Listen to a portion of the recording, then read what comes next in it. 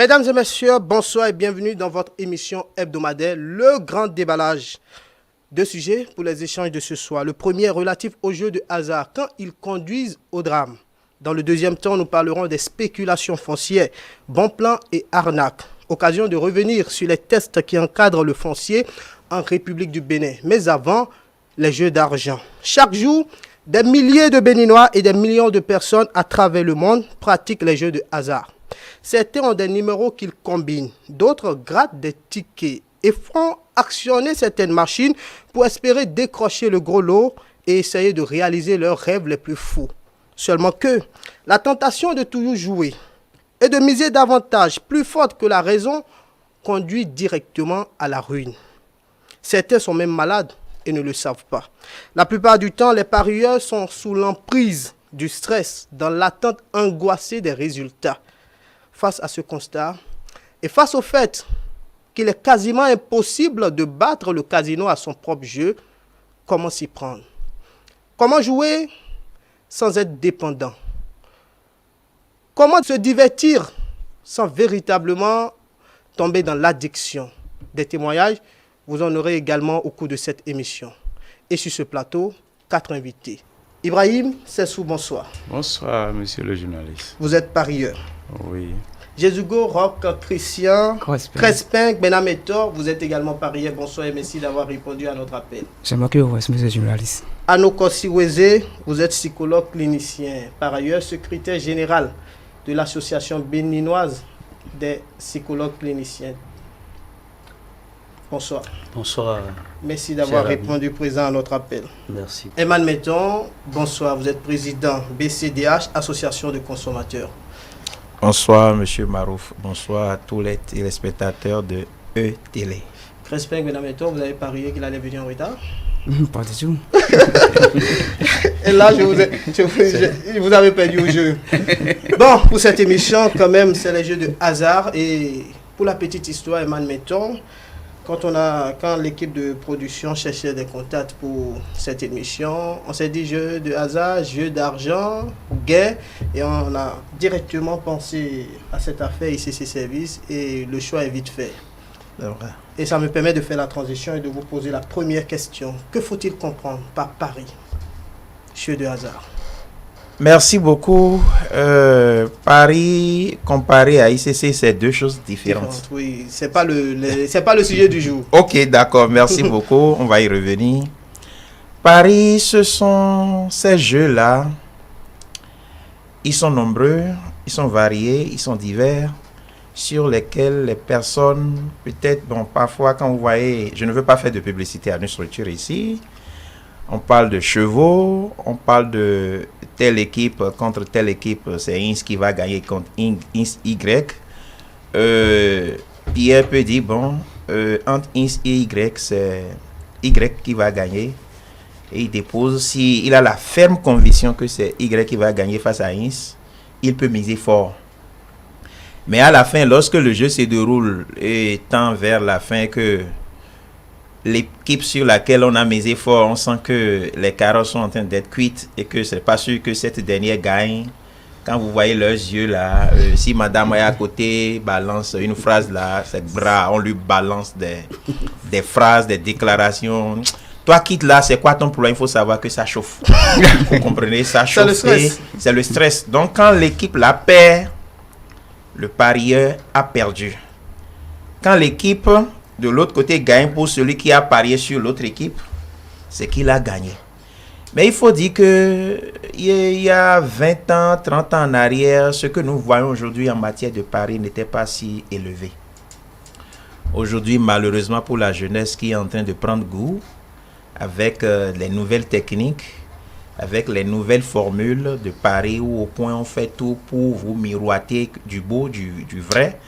Et sur 100 personnes qui parient sur une équipe, si une personne arrive à gagner, c'est cette personne-là qu'on vous associe. Je parle de télévision, pour montrer que voilà, il a gagné, il a empoché des gains. On prend des billets de 10 000 qu'on met sur sa poitrine, lui-même sourit. Alors que derrière ce dernier qui a gagné peut-être 1 million, il y a des centaines de personnes, des milliers de personnes qu'on a flouées, qui ont perdu leur sou. Monsieur Marouf.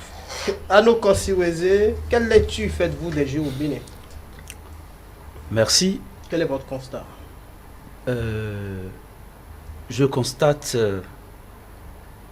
de plus en plus de Béninois d'une certaine couche qui s'adonnent aux jeux d'argent. Et ça s'explique simplement parce que, comme vient de le dire Herman Menton, cette jeunesse que nous avons, c'est pas pour dire que nous sommes vieux nous autres, mais la jeunesse d'aujourd'hui, Les plus jeunes. voilà, les plus jeunes sont plus tentés par l'appât, le gain facile. Vous avez évoqué en début d'émission l'affaire qu'on ne va pas trop. Non, voilà. oui. C'est l'appât du gain facile. Exactement. Les paris, les jeux d'argent sont en train de prendre de l'ampleur chez nous parce que la communication qui se fait autour aujourd'hui est une communication de haute intensité. Une communication agressive. Agressive. Depuis votre lit,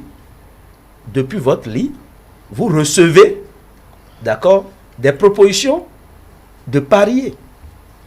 Et lorsque vous observez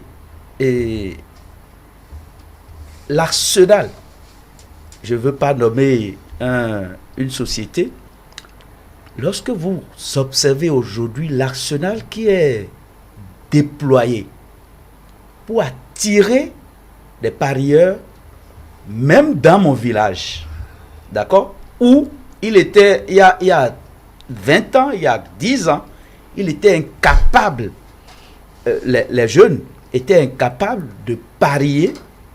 Aujourd'hui, le jeu est allé vers eux. Vous allez dans tous les coins de rue, au Bénin, même à Tchoumi, vous allez voir un petit kiosque où c'est écrit loto ci, loto ça. Avec votre téléphone, les réseaux aujourd'hui vous envoient des messages pour jouer. Écoutez, moi quand je vois ça, je supprime. Je ne sais pas comment on va réglementer ça pour que les réseaux ne nous envoient pas, parce que ça tente.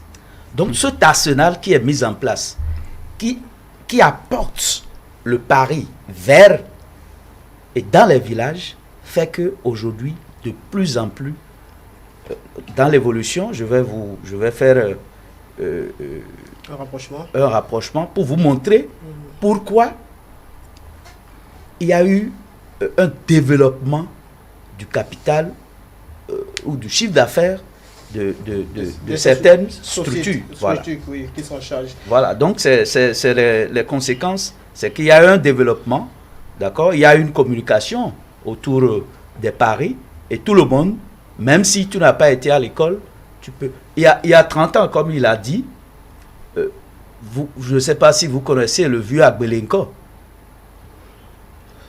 Le vieux Agbelenko, oui.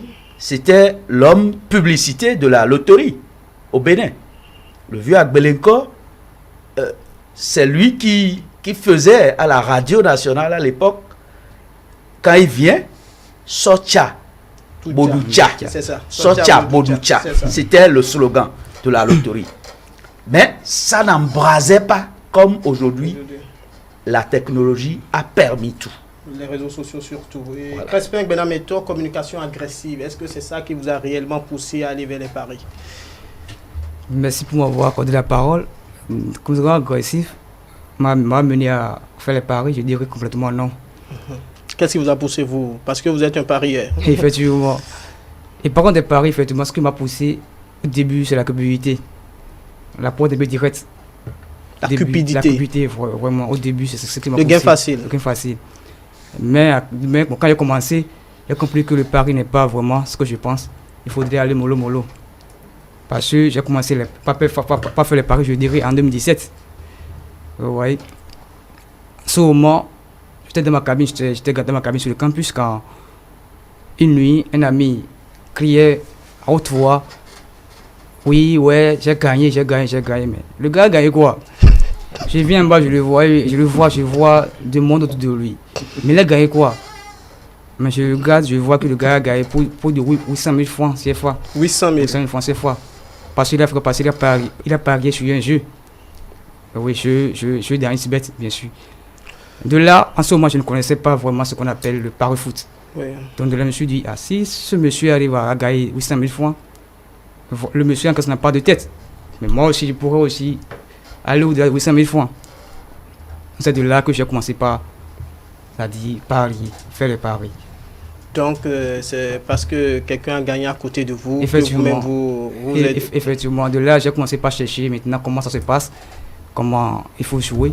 J'ai des camarades quand même qui m'ont aidé et qui m'ont amené à commencer par jouer. Ibrahim Sessou, c'est la même histoire chez vous ou bien elle est un peu différente? Non, bon, c'est la même chose parce que c'est toujours les gains faciles. C'est la même chose chez moi. Gain facile. Sincèrement. Oui, c'est le gain facile. Parce que... Vous avez un métier quand même, vous travaillez. Mais tu travailles ce que tu gagnes, est-ce que ça te suffit? Ça ne te suffit pas. C'est ça qui nous pousse à faire tout ça. C'est ça, mais en faisant ça, c'est encore pire. C'est pire. Racontez-nous une histoire et qu'est-ce qui est pire dedans? Voilà. Puisque c'est le gain facile. Oui, là où c'est pire, mais tu cherches à gagner et maintenant, c'est maintenant que tu es devenu le grand perdant encore parce que tu perds de l'autre côté et tu perds chez la loterie aussi. Ah bon? Ah oui, parce que le peu que tu as gagné, si tu avais réservé ça, j'espère que ça va te soulager. Mais tu cherches à gagner encore de plus, mais l'autorité va prendre ça avec toi, mais tu reviens encore tout derrière. Donc c'est ce que nous vivons, voilà. Vous perdez, mais ça ne vous empêche pas quand même d'aller dans les salles de jeu? Ah, mais c'est quelque chose, c'est comme si, comment on appelle, bon, je sais pas, un vaccin qu'on te fait, mais tu dors, mais tu n'arrives pas à dormir, mais ça te pousse toujours à jouer. Eman, mettons, comment comprendre que les gens perdent, mais n'arrêtent jamais le jeu? Oui, c'est comme un virus. Voilà. Et lorsque ce virus vous prend, ouais, quand vous voyez quelqu'un seul en train de parler sur la voie, enquêtez-vous là, vous allez comprendre ce dernier là, c'est un parieur. Et que, ouais, moi je ne veux pas raconter cette histoire là ici, mais je connais un monsieur qui est allé me voir. Oui. Il a dit, s'il vous plaît, président, j'ai besoin d'un prêt de 30 000. Mais c'est quelqu'un que je vois très souvent dans une salle de jeu. Et tous les jours, il joue. Quand il m'a demandé 30 000, j'ai dit à ma collaboratrice, regarde ce monsieur-là. Tous les jours, il vient parier, il vient jouer. Il vient jouer à tel endroit. Ce qu'il dépense par jour là, je suis sûr qu'en une semaine, bien au plus en 2 semaines, il peut déjà mobiliser 30 000 francs pour réaliser ce qu'il veut. Mais il dit qu'il n'a pas d'argent. Mais tous les jours, il va jouer. Lorsque ce virus vous prend, vous avez beau, comment dire, jurer un jour, je ne vais plus rentrer dedans, je ne vais plus parier. Mais on n'y arrive pas. Ça, les parieurs là, regardez-les bien. C'est difficile. Ils sont sur le plateau. Ils sont à côté de nous. Difficile, moi je ne veux pas pointer du doigt quelqu'un. C'est difficile de les voir rebrousser chemin malgré qu'ils sont conscients du fait que ça les arrière. Ils sont conscients parfois, lorsque ça ne sort pas, on fait le calcul. 1 semaine, 2 semaines, on dit, du quoi tu mets? Najodo. Il dit ça. 72 heures après, vous le voyez encore, c'est lui qui est dans les calculs. Et ils ont toute une panoplie de documents. C'est à quoi qu'ils sont en train de préparer, comment dire, une thèse pour devenir maître de conférence. Et c'est calcul sur calcul, calcul sur calcul. Ils sont incapables de vous donner, 100 francs, 200 francs à des proches qui sont vraiment dans le besoin, mais sont prêts à aller faire même des prêts pour parier. quand tu es jeune et tu veux réussir dans ta vie, si tu ne fais pas attention, on a dit jeu de hasard, il faut parier. Je préfère même que ça soit une fois en passant. Et lorsque tu fais une activité, tu as ton bénéfice, tu as une marge, tu dis bon, aujourd'hui j'attendais peut-être 15 000 francs comme bénéfice. J'ai eu 16 000 francs avec 1 000 francs là, je tente ma chance. Et puis c'est fini, rendez-vous à un autre jour. Mais aujourd'hui, tous les jours, ils sont dedans. Vous allez voir des gens à qui on a confié des motos. Ils sont allés supplier. Ils ont allumé la bougie devant le tabernacle pour trouver quelqu'un qui va leur confier une moto à payer par jour. Ils ne trouvent pas l'argent de propriétaire, mais c'est lui qui trouve de l'argent toujours pour parier, pour jouer au jeu. Le propriétaire crie, le convoque, prend sa moto, il revient à la case départ, nul, rien du tout, il commence par errer. Jeu de hasard, d'accord. Paris, d'accord. Mais pas comme ce que nous voyons là, ce qui se fait aujourd'hui où les Occidentaux sont rentrés dedans. Au plan national, on en connaît. À l'international, ils sont en train d'envahir les gens parce que ils ont compris que la jeunesse a pris goût. Il faut aller aussi tirer sa part. Et comme je vous l'ai dit, quand vous voyez une personne, 2 personnes devant eux, télé, et les autres chaînes disent, c'est bon, on a gagné, on crie là. Derrière ce dernier qui crie là, il faut savoir que 1000 personnes ont cotisé pour lui et sont en train de pleurer ou sont affamés à la maison. Crespin, mesdames et messieurs, ça vous arrière. Vous, au moins, il y a 4 ans d'exercice. 4 ans que vous êtes dans le jeu, dans les jeux. Et c'est une création vraiment, vraiment intéressante.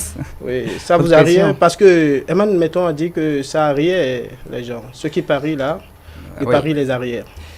Et pour dire vrai dans ce domaine, les paris arrière. Comment?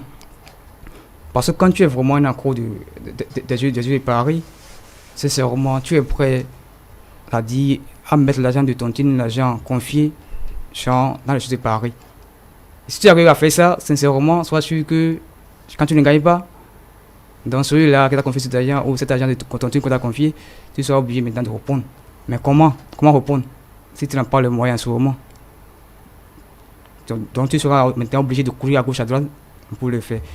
Et de l'autre côté, je connais des gens, je connais des camarades, gens à qui on a remis l'argent, la contribution, je vais dire, la contribution, mais parce qu'on les a envoyé un jeu, parce qu'on les a envoyé un jeu, une cote forte, bon, qu'ils voient directement, bon, qu'ils peuvent gagner parce que c'est envoyé par quelqu'un qui analyse bien. Bon, directement, ça dit, mais cette condition-là, sur cette cote, pensant bien qu'ils vont gagner et bénéficier non seulement la contribution aussi, mais également bénéficier le double, voire le triple de ça. Malheureusement ou bizarrement, ces gens perdent le jeu. Est-ce qu'il vous arrive de faire une journée sans aller dans les salles de jeu ou bien même parce qu'on n'a plus besoin d'aller dans les salles de jeu avec votre téléphone portable, vous pouvez parier. Est-ce qu'il vous arrive de faire une journée sans parier? Je dirais oui. Et pour un peu aller loin, je dirais simplement que moi j'aime jouer de jeu. Et je joue également les grands championnats.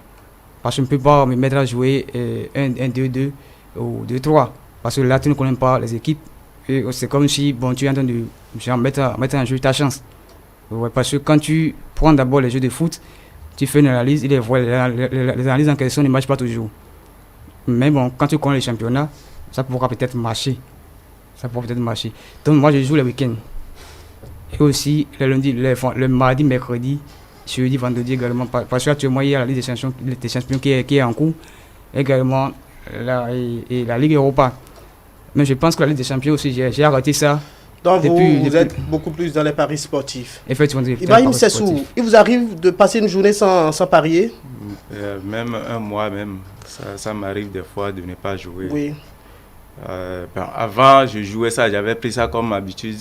Et bon, ça attend vers 10 ans comme ça. J'avais pris ça comme habitude, je jouais. Mais en ce temps-là, ça me sortait quelque chose. Mais aujourd'hui, le jour d'aujourd'hui, là, ça me permet des fois, même 1 mois, 2 mois, 3 mois, je laisse, je ne joue pas. Le plus important n'est peut-être pas de laisser. Est-ce que vous êtes gêné lorsque vous laissez? Bon, je ne peux pas vous dire non parce que je suis gêné. Parce qu'il y a déjà le virus là qui est déjà dans mon sang. Sinon, j'avais, le jour qu'on m'a bouffé vrai, et je suis découragé, j'avais dit, je ne vais plus jamais mettre mon pied là-bas. Mais des fois, quand tu dors, là, je te dis, mais le numéro là, c'est bien. Tu vas aller tenter. Ça va sortir. Mais tu vas là-bas, d'autres disent pour lui, celui-ci dit pour lui. Tu commences à faire sortir l'argent. Tu mets dedans.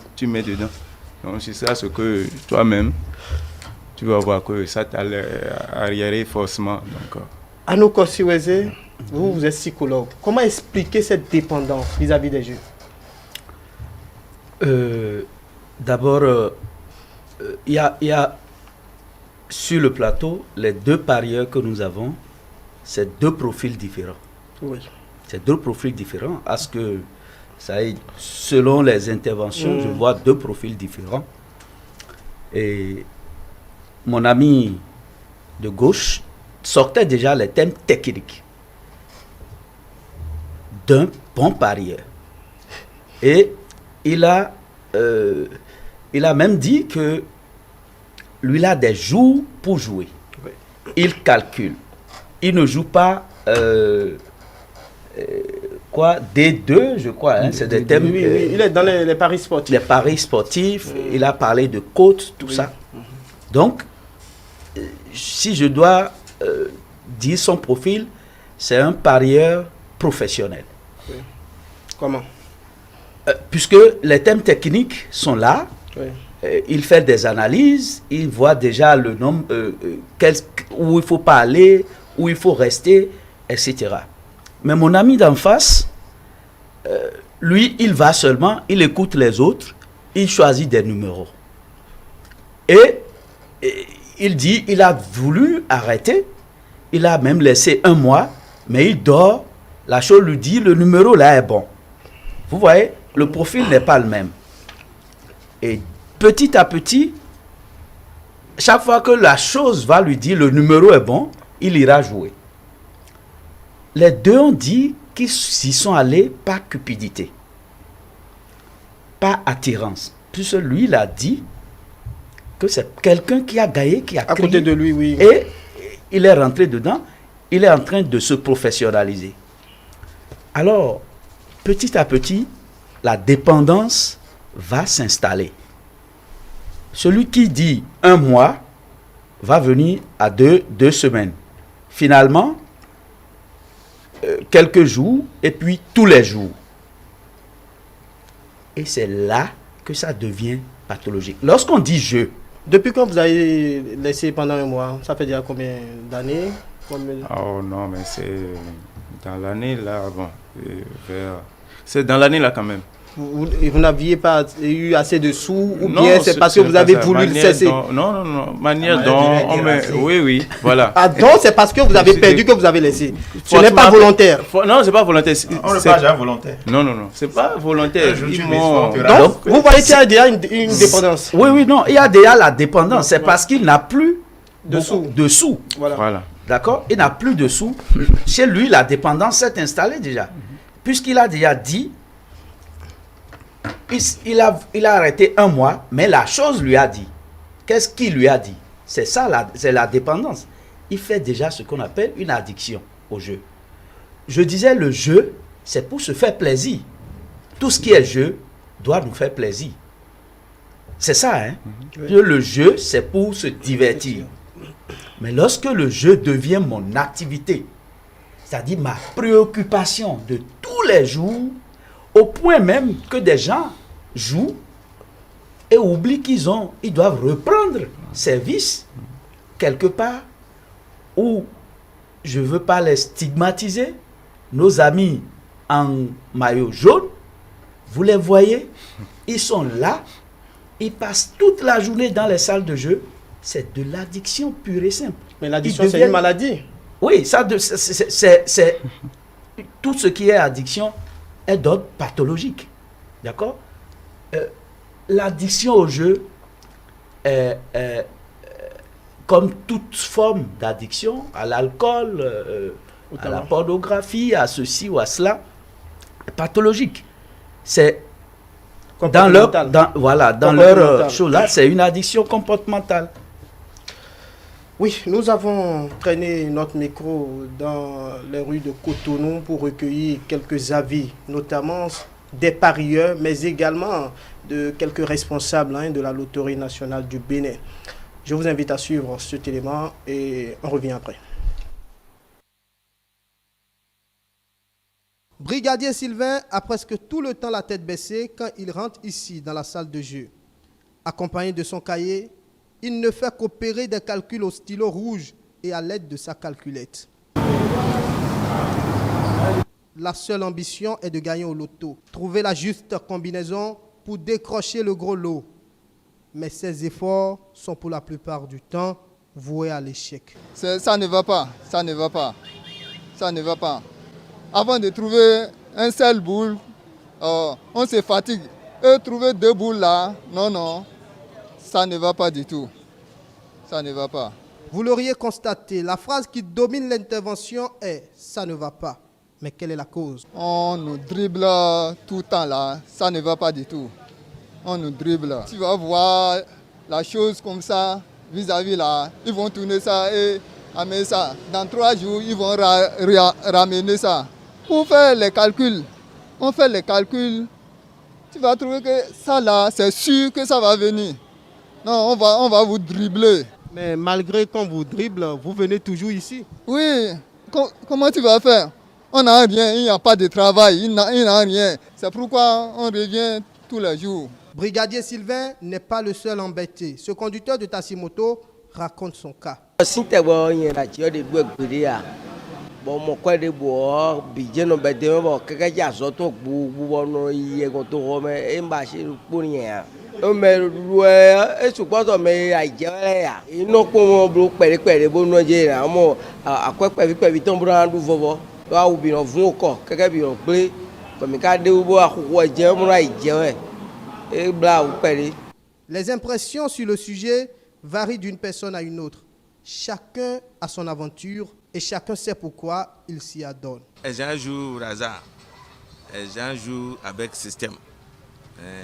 Les gens ils connaissent le système là, tu joues, tu vas gagner.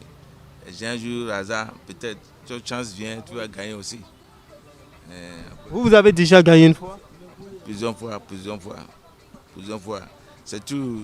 Gagner là, bon, il y a un moment où on gagne. On peut perdre beaucoup de fois, mais pour gagner là, peut-être une seule fois par mois même, on peut gagner une seule fois, mais quand même, on se courage quand même dedans. Parce que c'est un jeu de hasard. Si tu te mets dedans là, tu dois te bousculer. C'est un jeu de hasard. Je gagne quand même dedans beaucoup. J'ai déjà gagné même 2 500 000 dedans. Maintenant, le système ne joue pas maintenant là, les gens perdent beaucoup. Mais moi aussi, je ne joue pas au hasard. Chaque fois, il fait qu'il va gagner avec le système, mais comme des fois par semaine, là, ils tournent des systèmes. À cause de ça, les gens ne gagnent pas comme ça. Et quand ils ne gagnent pas, les conséquences sont parfois dramatiques. Il ne s'agit pas que des jeux proposés au Bénin, mais aussi ceux en ligne et mis en place par d'autres structures. J'ai pris une pause parce que là où ils vont les choses, si je vais vouloir continuer, je vais rendre l'âme. C'est pas la peine. Les maux de tête, tout et tout même. Ah oui, c'est vrai, tout malade. Parce que beaucoup font son économie pour jouer ça, ne gagnent pas. Beaucoup de gens ne gagnent pas. Maintenant, les gens jouent 1000 francs par jour. Maintenant, un tel jour, 1000 francs par jour. Maintenant, 200 par jour. Ils diminuent les prix.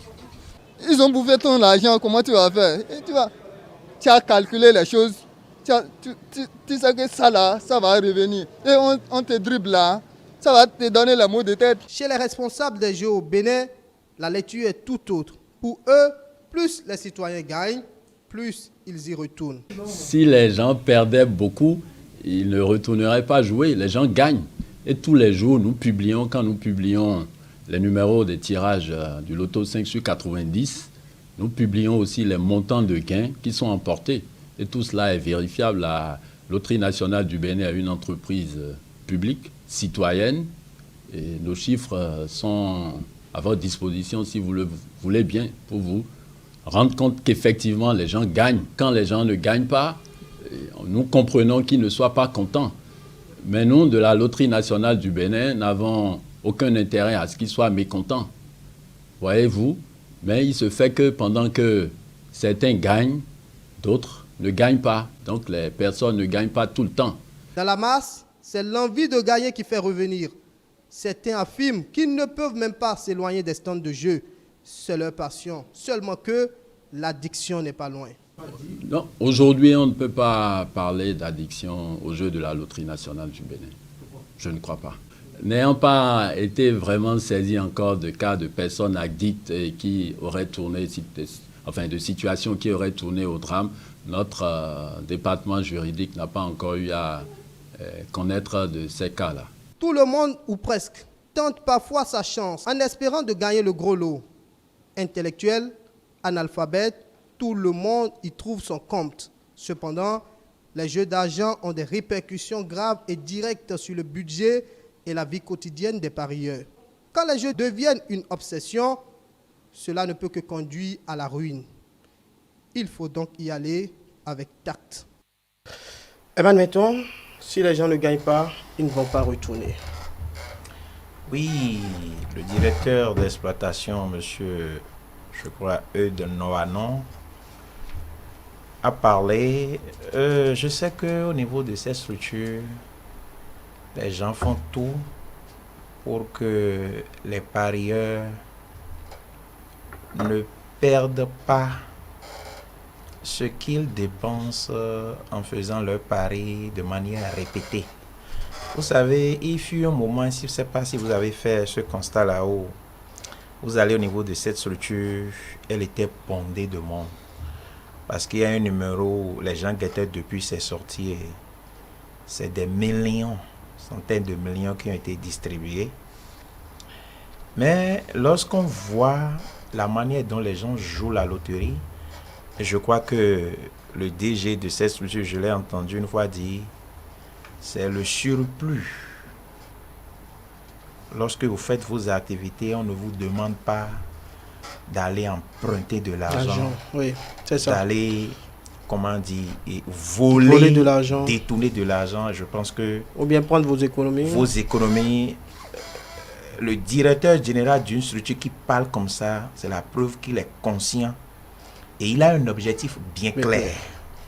Maintenant, quand toi tu es parieur, tu ne veux rien faire, tu veux voler, tu veux escroquer, tu veux aller prendre l'argent de la contribution qu'on t'a remis pour aller payer, voler l'argent de ton papa, aller prendre sa pension de retraite parce que lui ne peut plus sortir de sa chambre pour aller mettre dedans. Ce sont ceux-là qui causent des ennuis. Moi, j'ai un collaborateur à qui je reprochais des choses, qui me devait de l'argent. J'ai mis la pression. Quelques mois plus tard, j'ai compris que je lui reprochais environ 50 à 60 000. Il est allé jusqu'à 300 000. Mais j'ai dit, qu'est-ce qui s'est passé? Dit, oh, Mao, je savais que j'allais trouver de l'argent pour vous payer, patron. Et chaque jour, je mettais l'argent dans les jeux.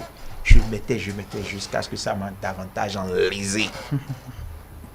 Je lui ai pris une convocation, mais il a disparu. Je ne l'ai pas encore eu. Donc, c'est vous dire que lorsque ce virus vous prend, parfois, on peut croire que ceux qui sont au niveau de la LV ne jouent pas eux-mêmes. Ils jouent. Eux-mêmes, ils jouent. Moi-même qui suis, il m'arrive de jouer. Mais très rarement, je reste là, je compose un numéro à tout hasard, j'envoie. Si ça sort, je sais que bon. Mais en jouant là, dans ma tête, c'est que l'argent là est parti. Je n'attends pas le retour. Non, en jouant, je sais que quoi. Tant mieux si ça donne quelque chose. Donc, lorsqu'on voit aujourd'hui l'ampleur que cela prend, au moins où des structures, les occidentaux, cherchent à venir puiser. Parce que c'est l'économie nationale qui est en jeu. Hein? Ouais. Faut le dire. Venir puiser dedans pour aller engraisser leur économie. Oui. C'est là où il faut faire attention. Parce que si ça reste au plan national, on peut encore réinvestir. Parce qu'on dit les lots gagnants, les bénéfices à la nation. Oui. Mais de l'autre côté là, les lots gagnants, les bénéfices à qui? C'est aussi vrai. Merci. Je rappelle à nos téléspectateurs qu'ils peuvent nous appeler sur cette émission et au numéro 98 80 93 111 et nous écrire également par WhatsApp sur le 55 01 82 91.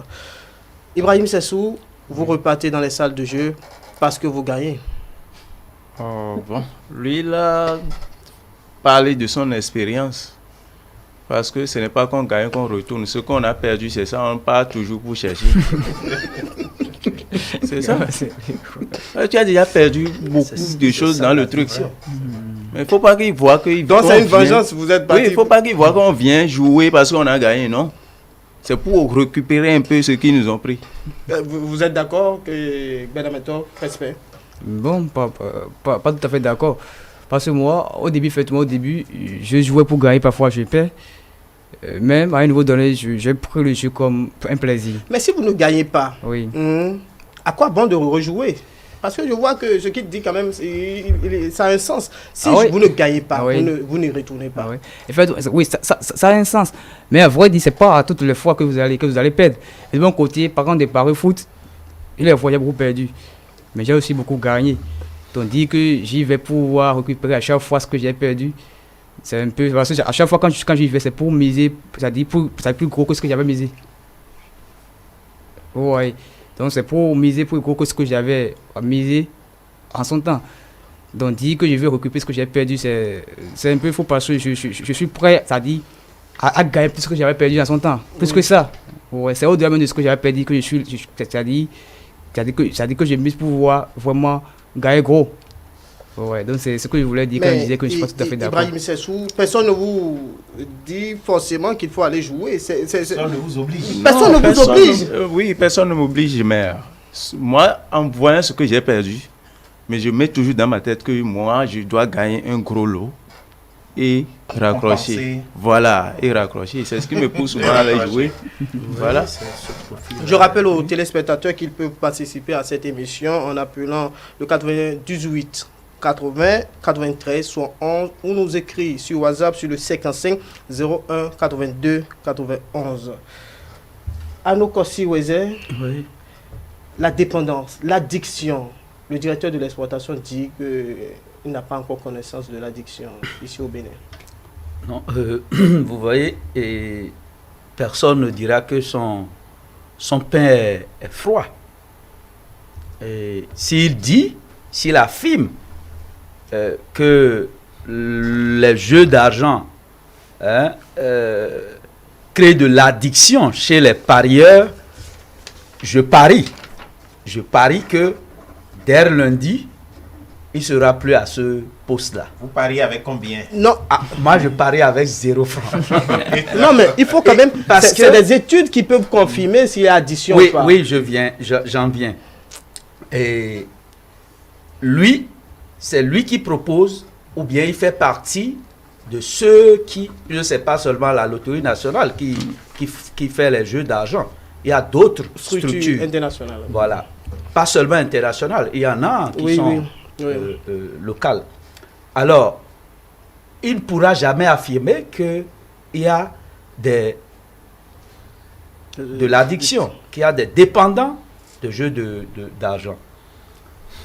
Mais il y a eu des études, des gens ont soutenu sur des thématiques des parieurs, ceux qui ont gagné même, d'accord, de gros lots. Il y a eu des études, je ne veux pas nommer ici, mais ils sont allés voir si ceux-là, après avoir gagné, qu'est-ce qu'ils sont devenus? Est-ce qu'ils continuent de jouer? Est-ce que ça leur a amené véritablement la prospérité? Donc, la dépendance ne sera pas mesurée par ceux qui proposent le jeu. Est-ce que celui qui propose la vente de l'alcool vous dira que il y a de l'addiction, il y a des gens qui sont addicts à l'alcool? Jamais. Et pour blaguer, mettons, j'ai vu un troisième profil de parieur sur le plateau. Eman a dit que il lui arrive de jouer parfois. Et que chaque fois qu'il joue, il sait que l'argent là, qui n'attend rien. C'est un autre profil. Ceux-là ne sont pas dépendants. Ils jouent pour le plaisir. Ils jouent pour le plaisir. Parce que c'est un jeu. Pour ma part, je ne peux pas vous dire que 30 dernières années, j'ai pris l'argent de ma poche pour acheter un ticket de la loterie, pour aller dans une salle de jeu que je ne veux pas nommer, il y en a d'autres, pour jouer. Donc, si quelqu'un voit que son argent est parti et il veut récupérer ce qui est parti, c'est comme le mythe de Sisyphe. À chaque fois que vous roulez, vous arrivez à un niveau, vous redescendez de là où vous êtes allé et vous revenez au bas de la montagne. C'est-à-dire, vous gagnez aujourd'hui 100 000. Et vous espérez, puis vous avez misé peut-être 1000 francs pour gagner 100 000. L'addiction, c'est déjà ça. Lorsque vous avez misé 1000 francs et vous avez gagné 100 000, vous êtes intéressé, mais si je mets 10 000, je peux gagner 1 million. Si je mets 50 000, et ça y est. Vous mettez jusqu'à mettre vos 100 000 et même puiser encore dans ce que vous avez dans vos ressources pour mettre. Et vous devenez dépendant. Et vous ne faites pas de calcul en ce moment. Vous ne faites plus de calcul. Vous misez. Et au point, il avait dit, Eman avait dit au départ, les gens vont même faire des emprunts pour miser. On peut quand même pas battre C'est de l'addiction. On peut quand même pas battre le casino à son propre jeu. Eman, mettons. Non, ça c'est vrai parce que, vous savez, le souci d'avoir du bénéfice, parfois, moi, il m'arrive d'enquêter, d'écouter les gens, d'aller m'asseoir pour les entendre. Qu'est-ce qui se passe? Pourquoi ils font ci? Vous avez vu le Zémédiaman qui a parlé? Je l'ai dit avant qu'il ne prenne la parole. À Ovunoka, quelqu'un a zoton, piston, avec 5 000, tu peux acheter un. Mais il va utiliser plus que ça pour jouer et ne sera pas capable de changer. Parfois, on se demande si vous entendez les gens dire, ah, dit ouais, si on joue ça, ça ne va pas sortir parce que ce qu'on va gagner là, c'est trop. Là-bas, là, il tourne la machine. Là-bas, là, c'est un jeu. Ils voient ce que nous, on joue d'abord avant de proposer le jeu. Assez de débats. Mais quand on fait le calcul, on sent toujours que la structure mère qui propose les jeux, elle a toujours un avantage sur les gagnants. Elle a toujours un avantage sur les gagnants. Le problème ici, c'est que vous réfléchissez, vous jouez. Est-ce que ça va sortir? Est-ce que ça ne va pas sortir? Et le constat que moi j'ai fait, le monsieur peut perdre 50 000 à 100 000. Mais le jour il gagne 10 000 francs, il est tellement heureux, c'est ça, tellement content. c'est ça. C'est à croire qu'il a eu un plus. Et lorsqu'on gagne 100 000, comme l'a dit le psychologue, M. Ouizé, on se dit, bon, je mise gros. Alors là, c'est ma chance, c'est le tour, c'est ma période pour avoir plus. Et en misant gros, vous allez épuiser les 100 000 francs que vous avez gagnés et vous allez encore au-delà. Et quand on fait le point aujourd'hui, ceux-là qui jouent régulièrement, qui sont des barons dedans là, sont-ils des exemples? Au point d'interrogation, qu'est-ce qu'ils ont gagné? Ils ont des immeubles. Qu'est-ce que leurs enfants sont devenus? Aujourd'hui, est-ce qu'ils roulent carrosse? Quand on fait le point, on n'en connaît pas assez. Il faut jouer, il faut parier, mais de là à s'endetter au point de s'appauvrir toute sa famille, ou lorsqu'on vous donne l'argent de popote et nos mamans aussi, nous vilains, on fait un tour d'abord. Au lieu d'acheter poisson, viande pour 2000, 5000, on rase à ce niveau pour aller parier. Résultat, peut-être le ravitaillement qui doit faire 1 semaine, 1 mois, déjà à 2 semaines, on commence par réduire les choses. Quand pas dire, les enfants mangent trop. Mais on commence pas à dire des choses. Vous savez quand même qu'il n'y a pas que des jeunes dans cette affaire-là. J'étais il y a quelques jours dans une salle de jeu, j'ai vu des vieux quand même, la tête baissée, qui réfléchissaient. tourmenté, je pourrais dire. Vraiment, non. Oui, oui, Tu as passé toute sa vie, tu n'as pas exclu. C'est à 60 ans, 70 ans, tu continues de réfléchir. C'est les exemples dont on parle. Vous n'allez pas me dire que c'est monsieur-là, c'est pas à 60 ans, il a commencé à jouer. Il a commencé à jouer depuis des années. Et si déjà à 60, 70 ans, il continue de réfléchir dans une salle, c'est la preuve qu'il y a un souci. Je m'approche de lui et pour une interview, dit mes proches ne seront pas d'accord. Non, ça c'est clair. Ça c'est clair. Ça c'est clair. Puis, malheureusement, leurs proches, vous voyez un vieux comme ça, sa famille, sa femme, ses enfants-là vont faire les frais des difficultés qu'ils rencontrent en allant tout le temps jouer. Il faut jouer, il faut parier, mais il faut savoir jouer. Oui. Il faut savoir parier. Oui, vous voulez ajouter quelque chose? Oui, monsieur Marouf. Oui, c'est bien ça. Et vous savez, les causes et les conséquences, il va falloir que, peut-être que on n'a pas assez de temps. Quand vous parlez de vieux, les personnes d'un certain âge, par le passé, on est allé un peu en arrière. Oui.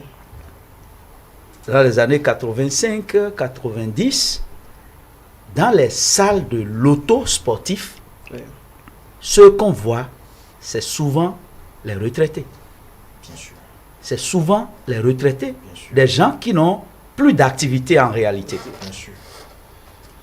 Bon, mais aujourd'hui, qu'est-ce qui fait que les jeunes de plus en plus s'intéressent aux jeux d'argent, aux jeux de hasard? Quelle est la cause? Qu'est-ce qui cause cela? La communication agressive, vous l'avez dit. Oui, il y a la communication agressive, mais avant la communication agressive... La cupidité. Voilà. Parce qu'on veut le gain facile. On veut gagner de l'argent et on prend l'argent. L'argent, on travaille l'argent, d'accord, pour gagner de l'argent. Mais lorsque vous ne travaillez pas l'argent pour gagner de l'argent et vous pensez que vous allez déposer l'argent quelque part et ça va vous ramener de l'argent, eh bien, vous passez. C'est ça le gain facile. Je vais vous dire ceci. On va venir peut-être dans la prévention. Moi, à la maison, les soirs après le journal, il y a comment ils appellent ça? Générique. Oui, ça dit, on montre le jeu. Oui, les jeux. Oui. Le jeu, comment? Les boules, voilà. Oui. Et ça, je ne savais pas que mes enfants s'intéressaient, d'accord, au jeu. Et ils parient. Ah bon. Ça dit, ils sont là devant la télé et l'autre dit, et moi, c'est 24. L'autre dit 75. L'autre dit, et chacun choisit son numéro avant que la boule ne passe. Et lorsque tu as choisi, et ça sort. J'ai commencé par voir que tous les soirs, ils sont intéressés à voir le tirage. Oui. Ah, et mon plus petit a commencé par me dire, papa, dis-moi ce que je vais choisir, le numéro que je vais choisir. Alors je me suis laissé au jeu avec eux. Mais j'ai commencé petit à petit par montrer que c'est pas comme ça qu'on gagne de l'argent. J'ai commencé par mettre déjà dans leur psychisme, dans leur tête, que ça, c'est pas ce qu'il faut. Pour gagner de l'argent, il y a beau. Et quand quelqu'un choisit un numéro et il perd, tu vois, il est découragé. Donc déjà, cette publicité agressive, qui est aussi une cause, attaque la jeune génération. Donc c'est des choses qu'il faut aujourd'hui réglementer pour que nous ne soyons pas tous emportés. Et je voudrais finir, puisque Eman disait les Occidentaux. Je ne crois pas que ça soit les Occidentaux qui nous emballent dans les jeux, dans les paris. C'est vrai que le jeu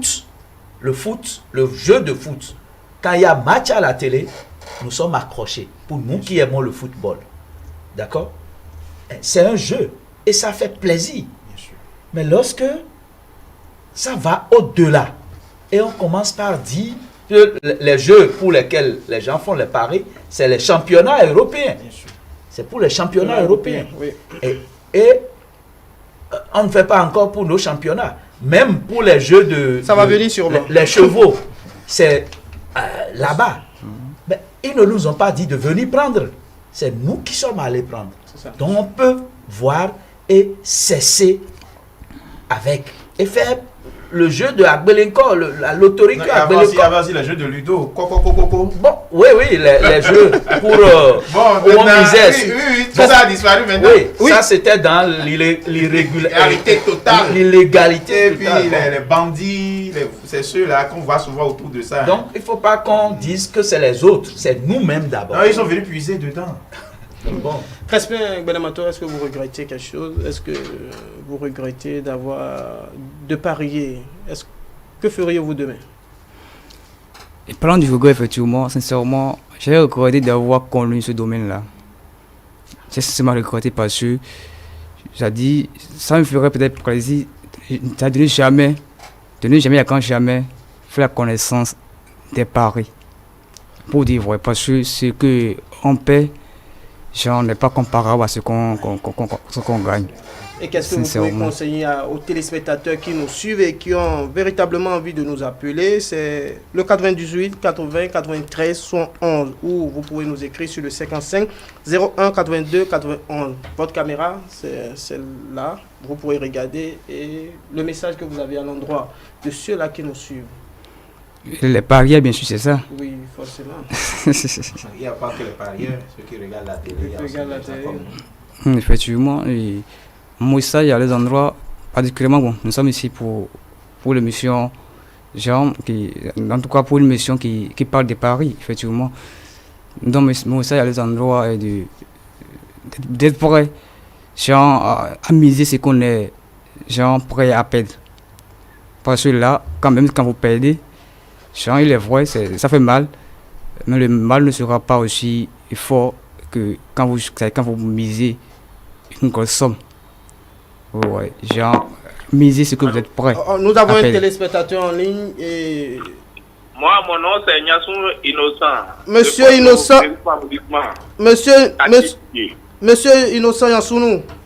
Oui. Vous nous appelez d'où? Deuxième arrondissement, quartier Thierry. Oui, quelle est votre préoccupation? Voilà, c'est-à-dire, comme mettons l'a dit là, c'est-à-dire, il faut jouer pour le plaisir de jouer. Parce que je vais vous dire une anecdote, une petite anecdote. Au temps de ICC là, j'avais un ami, et puis il a misé. Au lieu de récupérer, il complète. Jusqu'à, comme la fin est venue là, il a perdu 3 à 5 millions. Plus de son bonus, plus son argent. C'est-à-dire, si on veut rester champion pour gagner là, c'est dangereux. Un ami de mon quartier, c'est un grand frère. Moi aussi j'ai joué, mais comme moi j'espère là, si j'ai bouffé, j'ai pris ma part et puis je me suis fui. Donc, il faut faire beaucoup attention avec ces jeux de hasard là. C'est ce que je veux dire par là. Merci à vous, monsieur Innocent Yansounou, merci beaucoup. Vous étiez en train de parler, Crespin Benamato, votre conseil à l'endroit de ceux qui nous suivent. Effectivement, et je sais tantôt que il faut miser ce qu'on est prêt à perdre. Aussi, par contre, de Paris, parce que moi, je suis un parieur dans le jeu de foot, particulièrement foot, basket, particulièrement. Et là aussi, le vrai parier, c'est soi-même. Il ne faut pas suivre le conseil de ces gens qui sont prêts à vous vendre des illusions. C'est ça. Oui. Ibrahim Sessou, vous regrettez? Vous avez envie de reprendre demain? Bon, si je vous dis ici maintenant que moi, j'ai déjà arrêté, pas nécessairement vrai, parce que demain, c'est un virus, je vous ai dit. Ça, je peux dire ça ici, demain, ça va me pousser encore. Donc, je vous ai menti ici, c'est pas bien. Bon, j'ai beaucoup de regrets dedans. J'ai beaucoup de regrets. S'il y a les frères, les grands frères, les choses là, même s'ils veulent jouer, ils n'ont qu'à modérer leur mise là, le jeu là. Ils peuvent laisser 1 mois, 2 mois après, faire reposer leur chose là. S'ils peuvent aller tenter leur chance, ils peuvent aller le faire. Je ne veux pas leur dire de ne pas jouer, mais d'aller avec tact, avec précaution. Voilà, pour ne pas avoir de problème demain, psychologiquement et financièrement. Oui, parce que les jeux de hasard, parfois ça conduit au drame, parfois c'est des problèmes dans les foyers. Mais il faudrait quand même revoir ce secteur. Eman, mettons, qu'est-ce qu'il faut faire véritablement? Non, ce qu'il faut faire, on peut jouer, on peut parier, parce que les responsables de la structure, quand je parle de la LB, c'est des gens qui sont conscients ils ne demandent pas aux gens d'aller voler pour jouer. Oui. Ils n'ont pas tiré la main de quelqu'un pour dire allez jouer forcément. Exactement. Donc c'est une structure étatique, ils font ce qu'ils doivent faire. Maintenant c'est aux parieurs maintenant de voir comment est-ce que eux-mêmes ils vont parier, ils vont jouer. Mais aller voler, ne pas aller travailler, prendre l'argent de la contribution, l'argent de popote, mettre tout dedans et on va commencer à créer le nom de certaines personnes pour dire ils nous volent trop, ils nous font ci, nous... alors que personne ne vous a forcé la main pour dire venez jouer. Vous jouez de votre plein gré. C'est le virus qui vous a pris. Mais après, n'accusez pas si Y. Si vous perdez vos sous là, c'est loisible à vous de continuer bien de laisser. Mais on continue et on attaque certaines personnes pour dire ils nous font gailler, ils nous volent tout, alors ils ne vous ont rien demandé. Si ça ne marche pas pour vous, vous laissez. Si ça marche pour vous, vous continuez. Parce que c'est librement consenti. Quand si Arnaud Wezé, vous n'allez sûrement pas partager parce qu'il y a l'addiction, ce que vous appelez addiction en tant que psychologue. Mais ceux qui sont déjà dans l'addiction, comment se traiter? C'est la question. Oui, et avant de répondre à la question, le traitement. Oui. Vous savez, la responsabilité, c'est vrai, elle est personnelle pour les parieurs. Oui. Mais au-delà, il y a la responsabilité publique, les pouvoirs publics. D'accord?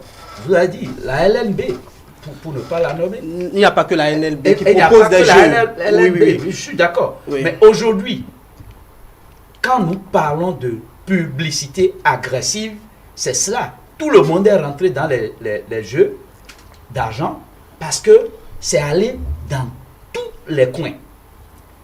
Ben, l'addiction, d'accord, ce comportement qui a changé chez les gens, et ils sont tout le temps dans les jeux, dans les salles de jeu, c'est parti de quelque part. Et quand ça devient pathologique, quand ça devient une maladie, qui en est responsable? C'est pourquoi il faut revoir cette façon de faire. Moi, j'allais même dire qu'il faut supprimer la publicité à la télé. Des jeux. Des jeux. Il faut supprimer ça. Le tirage qui passe sur les chaînes tous les soirs, il faut supprimer ça parce que ça crée l'addiction chez les gens. Ça excite à aller. Ça tente. Ça tente. Et chaque fois, vous l'avez dit, lorsqu'on amène 2, 3 qui ont gagné, go, et ils disent j'ai gagné, ça, les autres sont attirés. Pour commencer par se soigner, pour ceux qui sont déjà en plein dedans, la première des choses, il faut commencer par verbaliser sa souffrance. Parce qu'il y a une souffrance. Lorsque vous êtes dedans et vous n'arrivez pas à sortir, c'est-à-dire à oublier un temps soit peu, c'est comme quelqu'un qui est accro à la drogue ou à l'alcool. Lorsqu'il ne prend pas une journée, ça fait quelque chose, il se sent malade.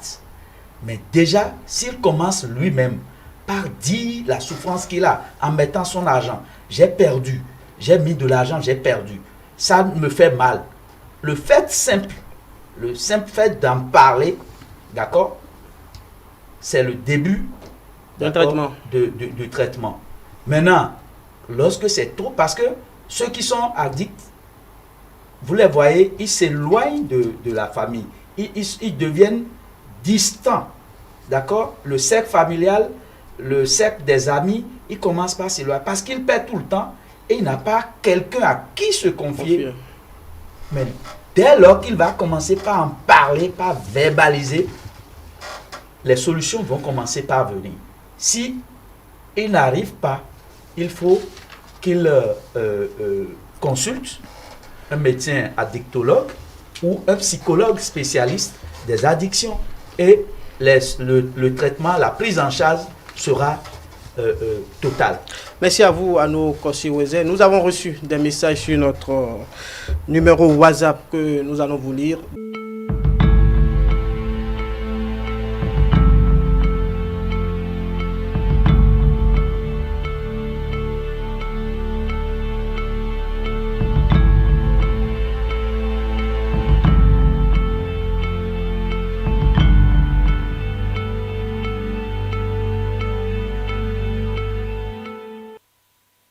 Retour plateau, Nafissatou Hassani, bonsoir. Bonsoir Marouf. Oui, quels sont les messages que vous avez reçus pour nous? Nous avons reçu quelques messages concernant le thème de ce soir. Les jeux de hasard sont a priori une distraction éducative. Loin de ce que certains en pensent, il oblige à l'analyse, à la réflexion. On teste sa prudence et sa capacité à prendre des risques. Le seul piège est l'addiction. La course au gain facile pousse les joueurs à négliger l'analyse et fait vite obliger la prudence, mère de vertu. On s'y jette à bras raccourcis et une fois la perte consommée, on se lance le défi de jouer encore pour récupérer ce qu'on a perdu. C'est le risque et c'est le piège. Si ça vit à l'addiction, c'est mal. Un autre message? Ce message nous vient de Osnel. Ce qui suit nous vient de Yannick. Je ne suis pas très fan des jeux de hasard. J'aime pas perdre. J'ai horreur de perdre. Donc, je ne joue pas. Il y a un troisième message. Bonsoir à tous. Je m'appelle Germain Savy. Vraiment, pour ne pas vous mentir, les jeux de hasard bouffent trop. Et vous? Quelle est votre appréciation par rapport à la question? Bon.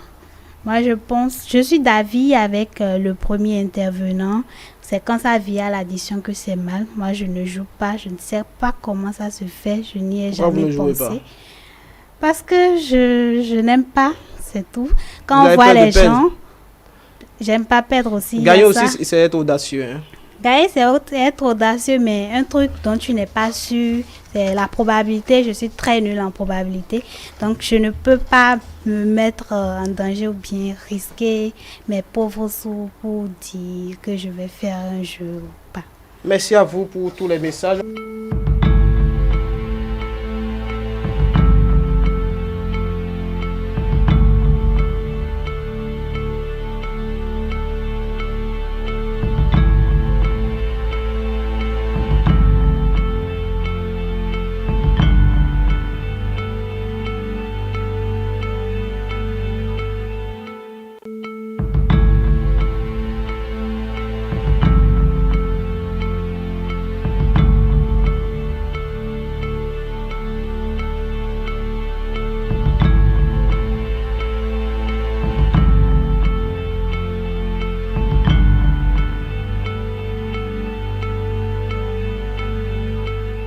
Enfin, rapidement, un dernier tour de table. Eman, mettons votre mot de la fin.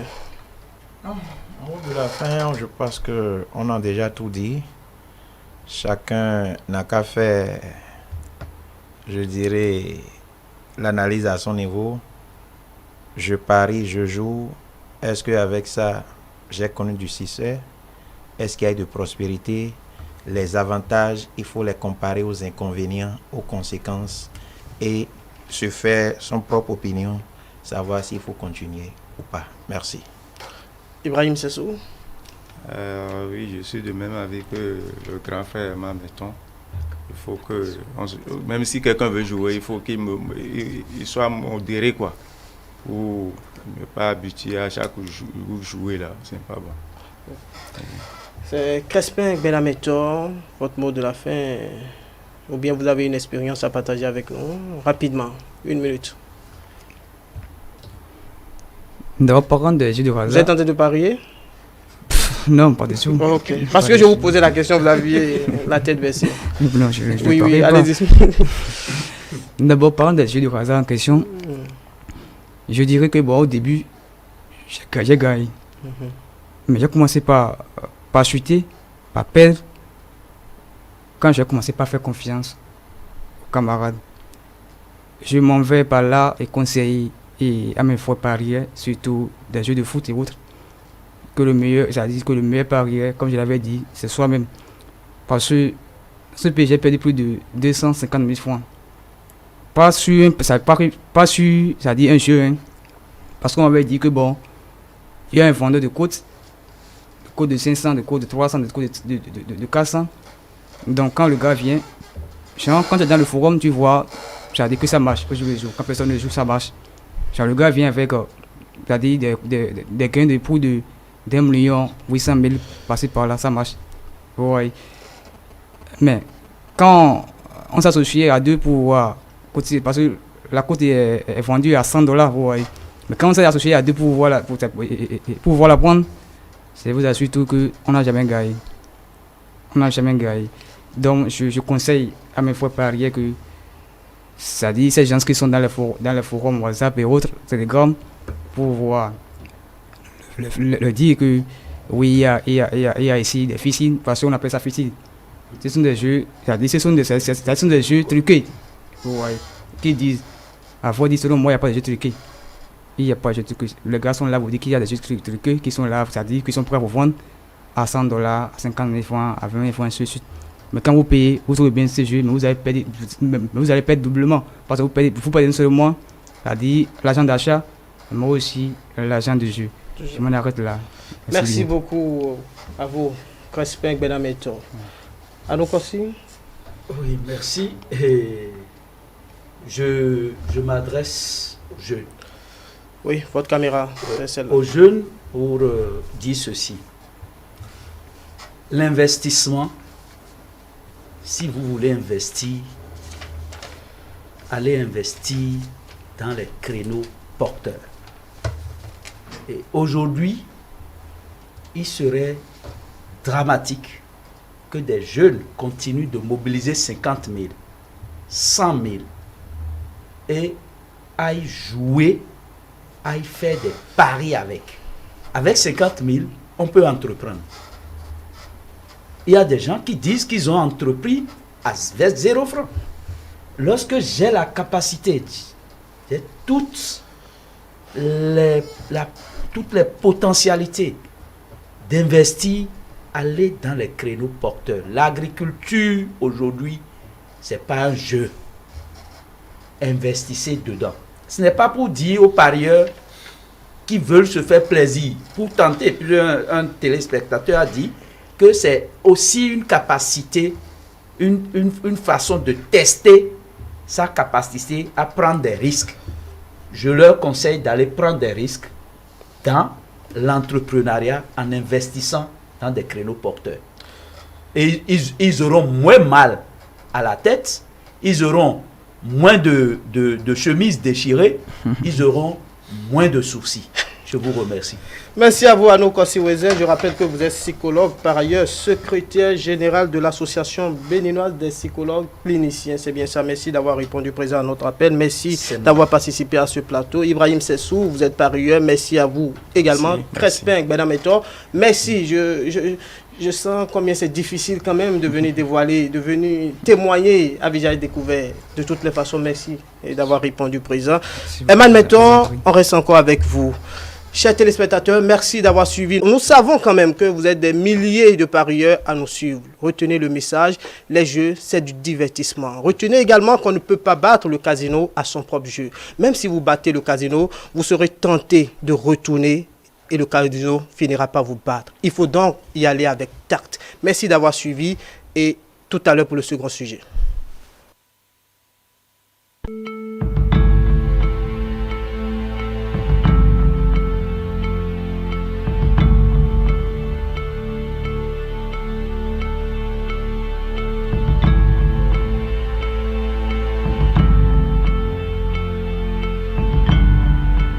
On est encore là pour le deuxième sujet de cette émission. Le thème est spéculation foncière, bon plan et arnaque. Sur les réseaux sociaux et à travers des stations radio, des annonces alléchantes sont proposées pour l'acquisition des parcelles. Vous entendez 150, 200, 300 000.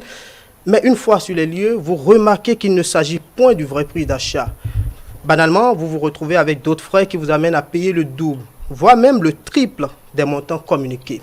Une situation qui frustre bon nombre de citoyens qui nous ont écrit, qui nous ont contactés pour en savoir davantage sur le sujet et profiter de l'occasion pour connaître les démarches à suivre pour acquérir sans difficulté sa parcelle et sécuriser son titre foncier en République du Bénin. Pour le débat, 3 invités. Xavier Zola, expert foncier agréé. Bonsoir. Bonsoir. Merci d'avoir répondu présent à notre appel. Tout le plaisir est bien entendu pour moi d'être ici, de pouvoir échanger avec vous sur cette thématique et de pouvoir échanger avec les téléspectateurs. En tant qu'expert, vous allez mieux nous informer en ce qui concerne le foncier en République du Bénin. je ferai de mon mieux. C'est bien reçu. Clément Agbessi est également sur le plateau, responsable d'une agence immobilière. Bonsoir et merci d'avoir également répondu présent. Bonsoir, merci, c'est un plaisir partagé. Et maintenant, vous avez démarré cette émission, mais je me fais quand même le plaisir de vous poser la première question. Êtes-vous déjà tombé sur des annonces alléchantes? On vous propose 150 000 pour une parcelle, mais c'est juste un faux plan. Merci, ma personne, non. Oui. Comme vous, je reçois aussi assez de plaintes.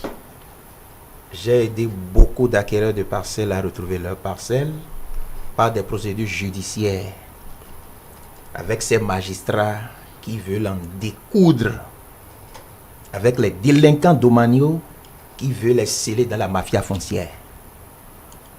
Pas plus tard qu'il y a quelques jours à Cap FM, j'ai vu un me dire, ah monsieur, maintenant, il doit quoi, il doit quoi. On ne sait où. Vous savez, il y a plusieurs promoteurs en détention préventive par rapport à l'ANAC. Je vous dis, ma personne, non, je n'ai jamais eu de soucis. Ils ont sûrement peur de vous. Vous êtes président et association de consommateurs. Je n'ai jamais eu de soucis. Là où j'ai construit quelque part, 6 mois après, il y a 4 policiers et une vieille dame qui sont venus dire, ah c'est ici chez Eman, mettons, là où vous avez acheté. Je dis, voilà la personne qui m'a vendu. Je les ai amenés encore au tribunal. On a géré depuis ce temps rien. Mais des amis, des collègues, les plaintes, je les reçois presque chaque semaine.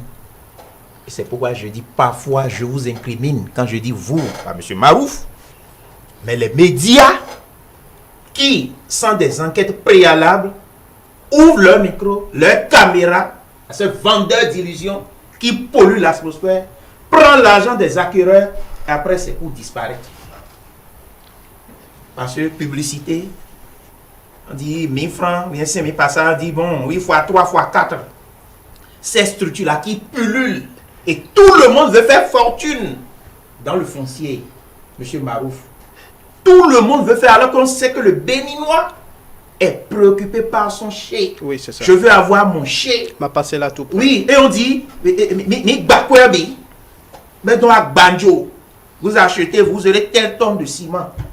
Ils sont nombreux en détention. Je peux citer les noms de certaines personnes en détention. On n'est pas au tribunal ici. Non, nous ne sommes pas au tribunal et je ne vais pas me hasarder à les citer. Vous me le connaissez très bien, je connais les rouages, je sais comment ça se passe. Oui, mais pour vous dire que ça continue malheureusement, mais je peux vous assurer que la commune dans laquelle ça se passe, on a un procureur maintenant qui est à pied d'œuvre, qui est en train de les décourager.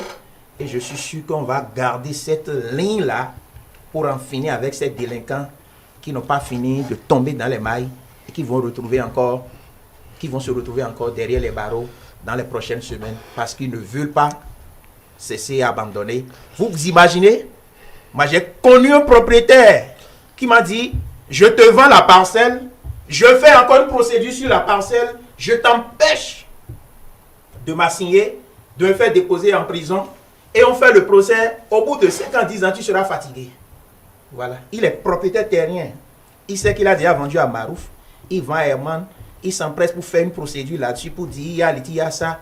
Et il dit, non, je n'ai rien dedans. Bon, le dossier au tribunal. Et on va sur pouvoir. On va revenir. On va y revenir. J'en ai 3 dit. Oui, on va y revenir. Je vois que vous maîtrisez le sujet, mais on ira pas à pas.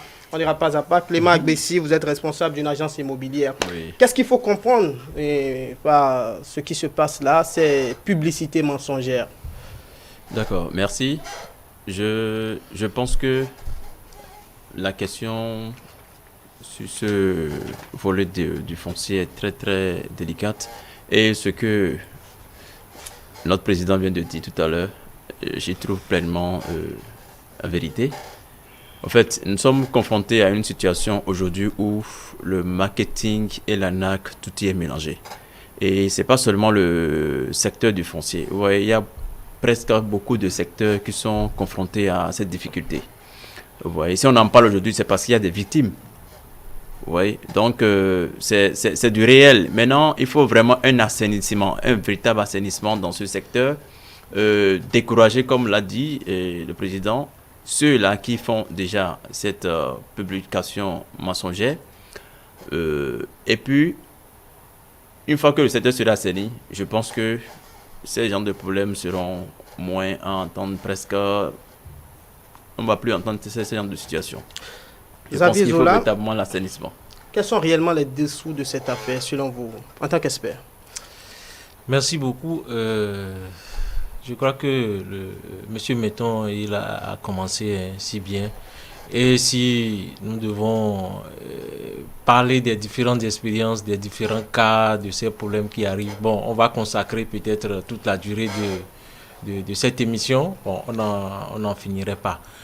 De manière générale, et comme moi j'aime bien le dire, nous étions quand même dans une situation un peu apocalyptique, hein, par rapport au foncier, à la gestion, à l'administration, par rapport à la notion, à la question donc, de la propriété foncière donc, dans notre pays. Et heureusement que l'État béninois a pris conscience, l'État béninois à travers toutes ses composantes a pris conscience, et c'est ça qui a expliqué depuis quelques années la réforme foncière qui a été entreprise pour permettre à l'État de reprendre en main donc, la situation, pour revoir le cadre légal, le cadre institutionnel et tout ça. Je ne peux pas dire là maintenant que la situation qu'on est sorti totalement de l'auberge, même si quand même il y a beaucoup de choses qui se font, qui ont commencé à se faire, mais nous en sommes encore là. Et donc, la simple question, quand vous allez par exemple acquérir une parcelle, tout ce que ça implique, tant qu'on n'aura pas des mécanismes simplifiés, tant qu'on n'aura pas des systèmes où on pourra avoir l'information donc foncière de manière facile, bon, ce sera toujours plus simple, parce que tous ceux qui viennent sur le marché, qui veulent donc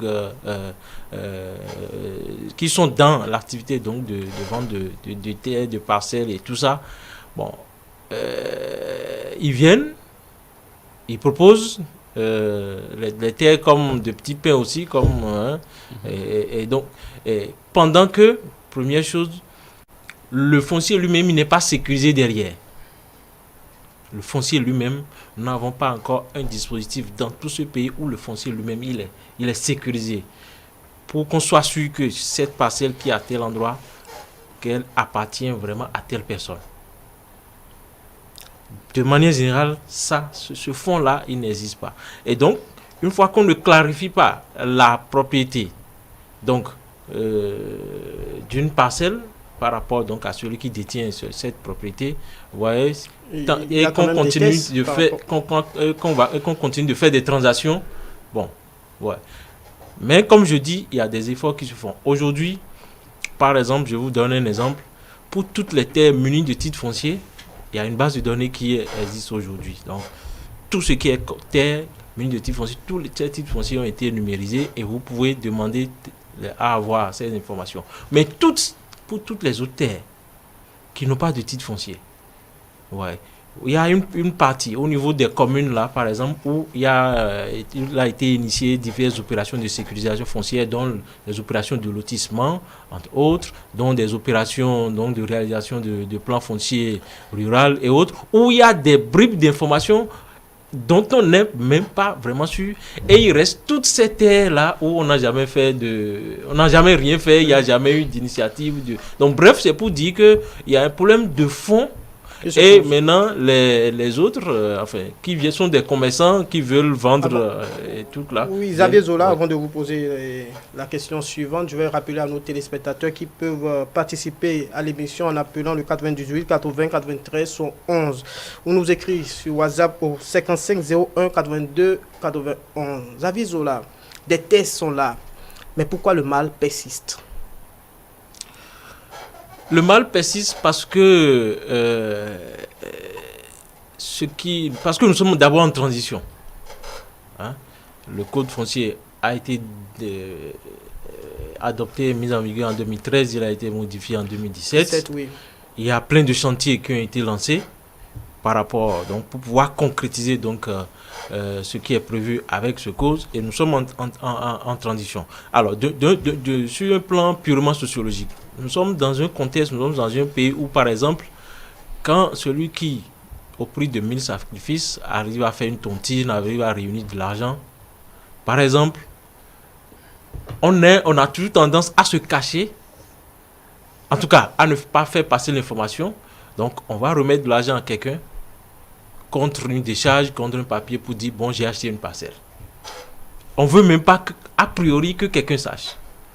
Parce que, bon, si l'autre le sait, peut-être il va faire en sorte que, bon, je vais dilapider l'argent, ou bien, bon, on va m'en vouloir. Donc, je vais remettre l'argent d'abord, on me fait un bout de papier. C'est peut-être après, quand il y a des situations qui commencent à sortir, que maintenant, le monsieur, il prend son courage et il commence à dire, ah, mets-toi, on sait quoi, et c'est là où il va commencer par en parler. Donc, ce qui fait que dans ce contexte, les gens ne prennent pas toutes les dispositions aussi.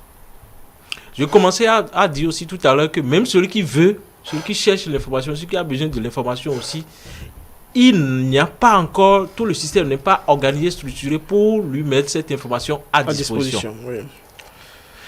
Et ensuite, il y a, pendant qu'on est là, le mécanisme défini et qui encadre le transfert de propriété. Pour diverses raisons, les gens ne prennent pas la peine de pouvoir suivre ce circuit parce qu'ils estiment peut-être que c'est tracassant, peut-être il y a peut-être plus de frais, peut-être parce qu'ils n'ont pas le temps.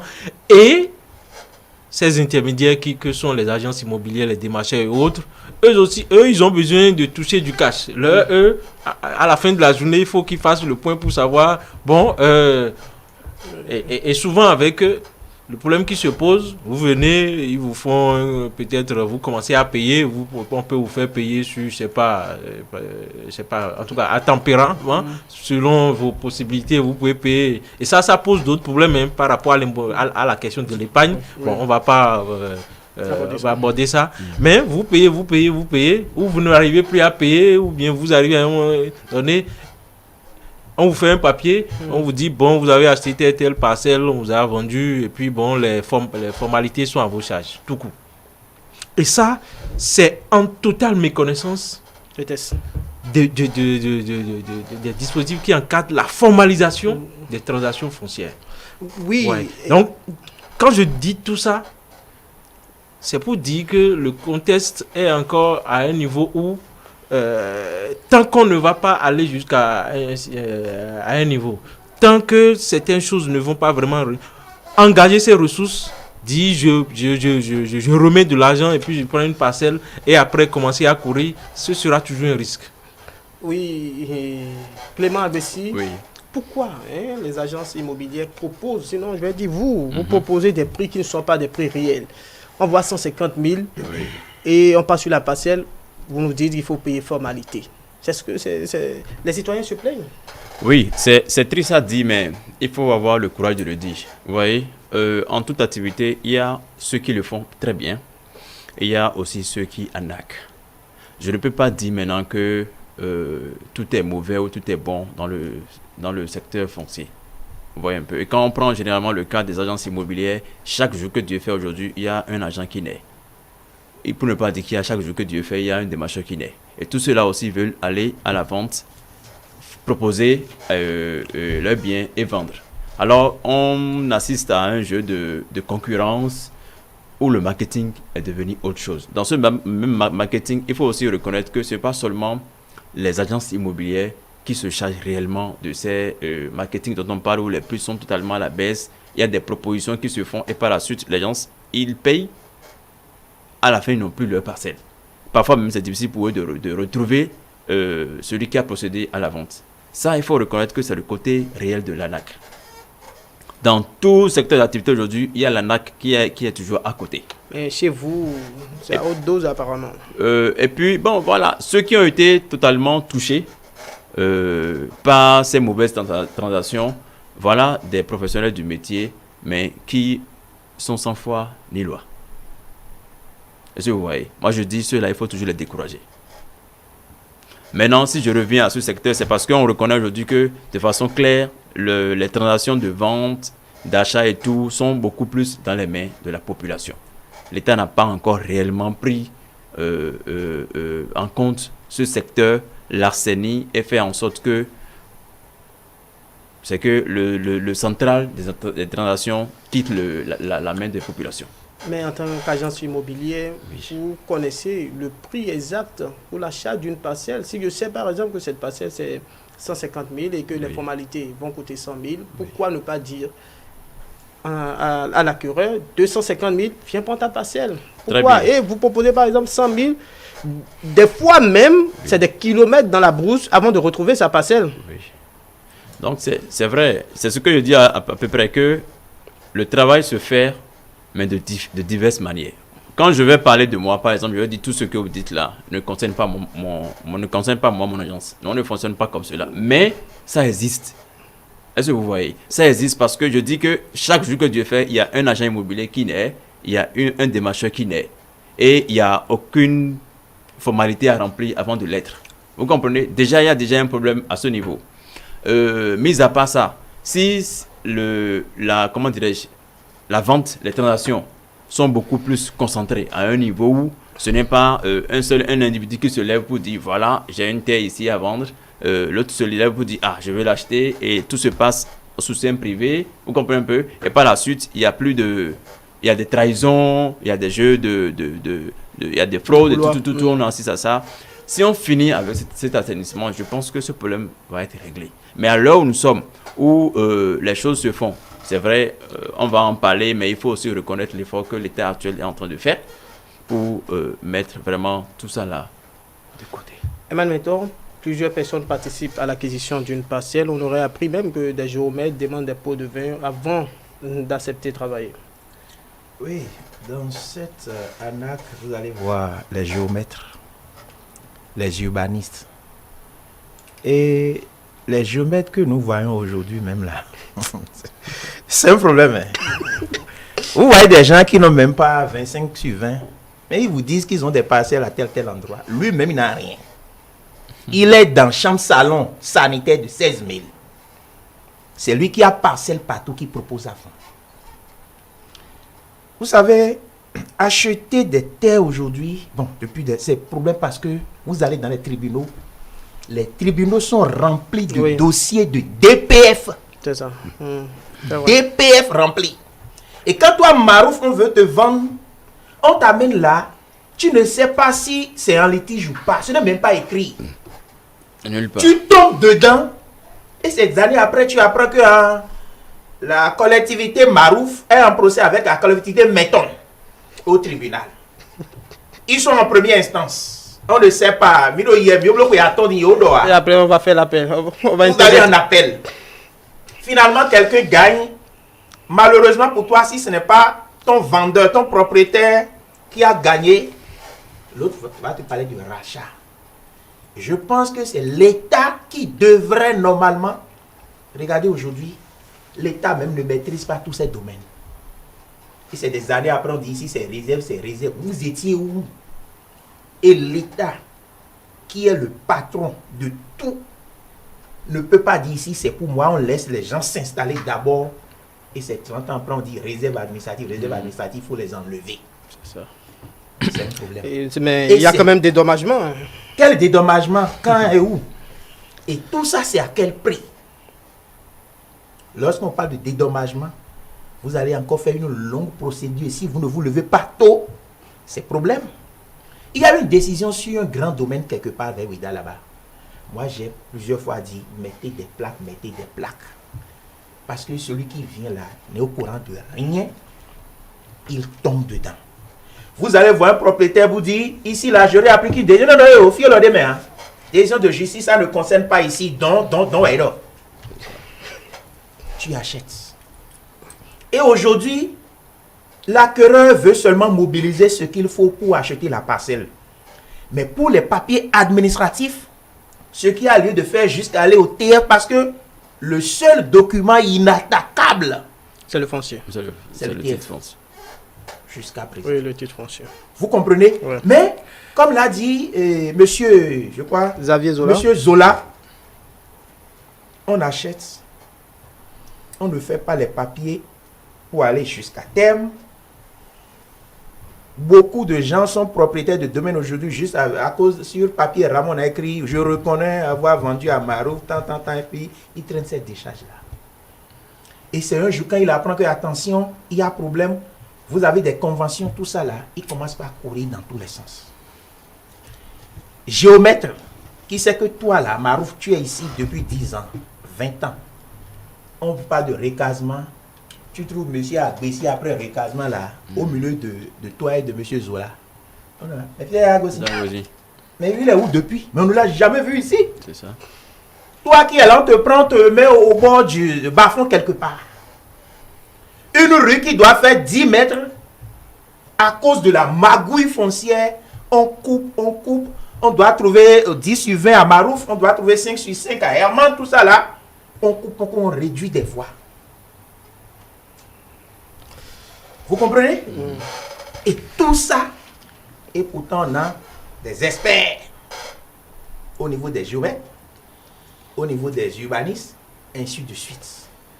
Et je pense que si ce problème-là persiste, il est vrai que ce qu'on a connu par le passé, certains, à cause de leur courage, sont en train de réduire la nuisance que certains vieux ont tout le temps crié, croyant que la terre est élastique, ou au point où chaque fois on parle de recasement là, c'est problème.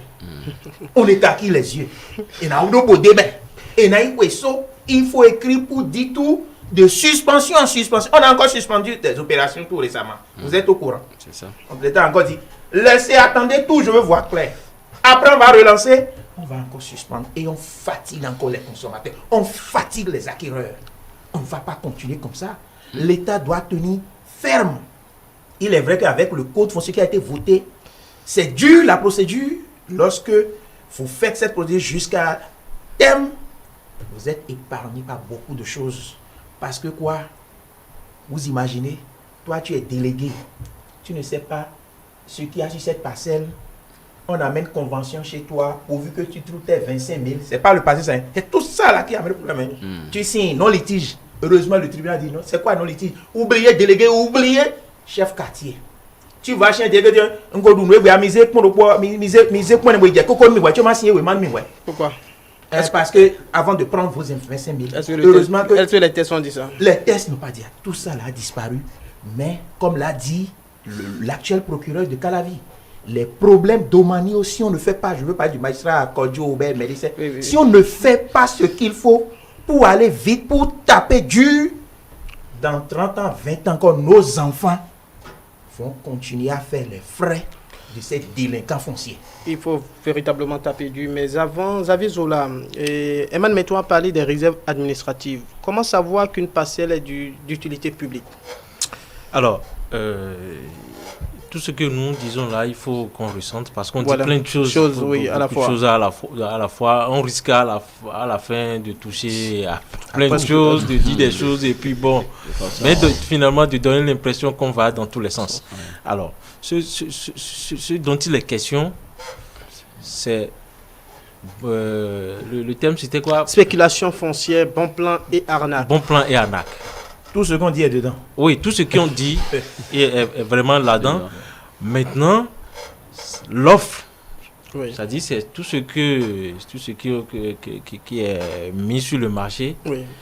Et de bonne foi ou de mauvaise foi, les citoyens, les acquéreurs comme Eman Meton. Voilà, M. Meton le dit. Donc tombe dedans et puis après il se retrouve. Alors. Le code foncier domanial a fixé un cap en ce moment. Ça, tout au moins pour régler la question donc des acquisitions, bien des transactions à faire maintenant. Peut-être il y a eu des transactions faites par le passé, bon, qui ont eu des problèmes. Donc il faudra peut-être recourir aux tribunaux pour pouvoir régler ces questions. Mais tout au moins, aujourd'hui, les dispositions légales et réglementaires sont claires. Pour une parcelle, il faut forcément avoir l'acte de propriété requis et en l'occurrence, le seul titre de propriété, comme ça a été dit, c'est le titre foncier. Ça veut dire que si moi je veux acquérir, que ce soit pas une agence, pas un démarcheur ou peut-être pas une tierce personne, si je veux faire une opération qui porte sur une parcelle, la première chose que je demande, quel est le papier, quel est l'acte de propriété donc qui a pour la parcelle. Et en principe, c'est le titre foncier. Oui, c'est ça. Et la loi dit, donc, jusqu'au 14 août 2023, à défaut donc du titre foncier, on peut donc utiliser, on peut exploiter les actes de présomption de propriété. Ce que la loi a cité normalement, c'est-à-dire quoi, l'attestation de recasement, si c'est une parcelle recasée, ou l'attestation de détention coutumière, si c'est une parcelle non lotie, au village, une terre rurale, agricole, ou enfin, en tout cas, non lotie de manière générale, et les autres, le certificat administratif, s'il avait été déjà délivré, ou le certificat foncier rural, enfin, tout ce que le code a cité et qui peut être utilisé comme acte de présomption de propriété. Donc ça doit être le premier réflexe. Ça veut dire quoi? Si celui qui n'a que sa convention de vente, qu'une convention de vente, même affirmée par le maire, celui qui n'a qu'une convention de vente, peut-être juste signée par un délégué ou juste signée par un CA, ou peut-être que les deux parties ont peut-être signé, celui qui n'a qu'une décharge, en réalité, il n'a pas encore date de propriété. En tout cas, au sens donc du code foncier de manière. Il faut le titre foncier ou à défaut du titre foncier, avoir un des actes de présomption de propriété que la loi a cité, donc l'article 4 donc, du code foncier a cité. D'accord, ça c'est un. Deuxième chose, quand je veux faire une transaction, c'est clair aujourd'hui. Et quand on fait la lecture croisée de toutes les dispositions du code, il faut éviter de sorte d'engager ses ressources avant d'aller faire les formalités, avant d'aller formaliser.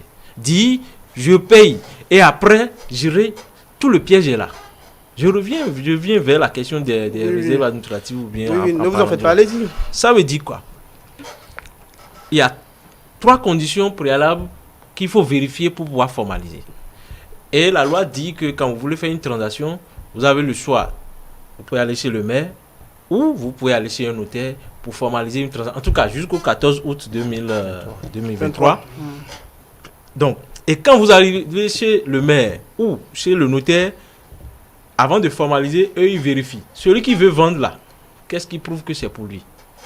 Donc, il a soit le titre foncier ou à défaut, un des actes de présomption de propriété. S'il n'a que sa convention, ça ne marche pas. S'il n'a qu'autre chose, ça ne marche pas. Deuxième condition, c'est la condition de la nationalité. Bon, la loi dit que aujourd'hui, pour pouvoir acquérir, il faut être forcément béninois. Bon, c'est seulement en milieu urbain où la loi parle de la réciprocité, où si c'est un non-béninois, il faut qu'il apporte la preuve que chez lui. Bon, ça aussi, c'est...